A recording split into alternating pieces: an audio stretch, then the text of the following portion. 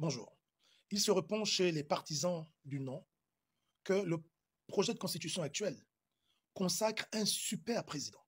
J'ai horreur de la manipulation et surtout le fait de répandre des fausses informations. Nous avons pour mission, même si nous sommes en campagne, d'aider à informer, mais à convenablement informer nos compatriotes.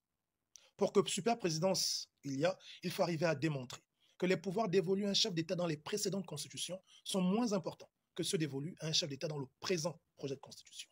Et c'est ce travail que je vais vous faire. Et j'invite qui que ce soit à me démontrer le contraire. En vous présentant 13 pouvoirs dévolus à un chef d'État, comparant ces 13 pouvoirs dans les anciennes constitutions et ce que deviennent ces pouvoirs dans le présent projet de constitution. Commençons. L'article 8 dans les anciennes constitutions disposait que le chef de l'État est le détenteur suprême du pouvoir exécutif.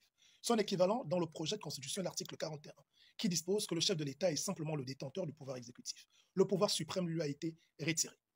2. L'article 19 dans les anciennes constitutions permettait au président de la République de dissoudre, autant de fois qu'il le pouvait, l'Assemblée nationale. Son équivalent est l'article 62 dans le projet de constitution qui limite cette dissolution à une seule fois pendant son mandat. Il y a une réduction de son pouvoir en matière de dissolution de l'Assemblée nationale. En 3.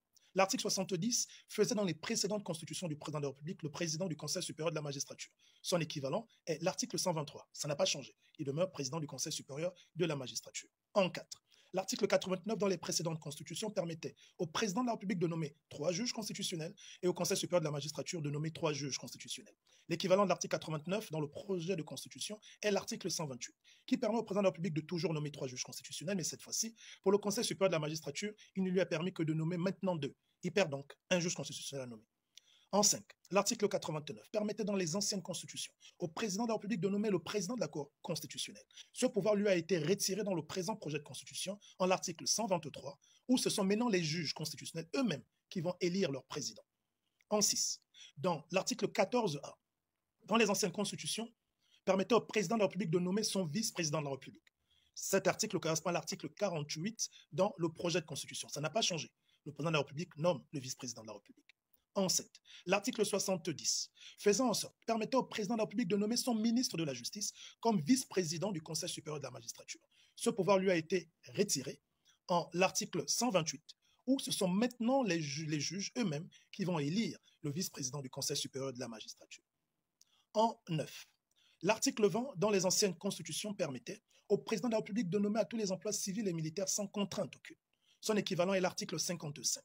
En alinéa 4, je crois, il n'est plus permis au chef de l'État de nommer à tous les emplois civils. Une catégorie d'emplois fera l'objet d'une loi qui fera en sorte qu'avant de nommer, le président devra requérir l'avis du Parlement. Donc là, il y a une diminution de son pouvoir par rapport au pouvoir dévolu à ses prédécesseurs. En 9, l'article 28 permettait au président de la République de nommer, même ceux ayant acquis la nationalité, à des postes importants comme ceux de ministre, comme c'était le cas de Lee White. Son équivalent est l'article 55. Ce pouvoir a été réduit en ce sens qu'il n'est plus permis au président de nommer des personnes ayant acquis la nationalité. Seuls ceux étant nés d'au moins un parent gabonais peuvent être nommés à des fonctions importantes comme celle de ministre. Donc il perd là aussi son pouvoir. En 10, l'article 35 permettait au président de la République de nommer 15 parlementaires, notamment 15 sénateurs. Ce pouvoir lui a été retiré en ce sens que tous les parlementaires doivent être élus. En 11, l'article 85 disposait que les lois promulguées par le chef de l'État, sauf situation exceptionnelle, ne pouvaient pas être contestées devant la Cour constitutionnelle. L'équivalent de cet article est l'article 155, qui permet dorénavant à tout citoyen, sur une durée de 30 jours, de contester devant la Cour constitutionnelle des lois promulguées par le chef de l'État. Il perd donc le pouvoir au niveau de la non-contestation des lois qu'il promulguait, en situation non exceptionnelle. En 12, l'article 9 disposait que le mandat était de 7 ans. Il a toujours été de 7 ans, en dehors de entre 93 et 98, où il a été de 5 ans. L'article 55 garde la durée du mandat à 7 ans. L'article 42 garde la durée du mandat à 7 ans. En 13, enfin, il n'y avait aucune disposition dans les anciennes constitutions qui empêchait au président en fonction de faire en sorte que son enfant puisse succéder à ce dernier. Dans le projet de constitution actuel, l'article 43 interdit aux enfants et aux épouses d'un chef d'État de succéder à ce dernier. En quoi est-il super président?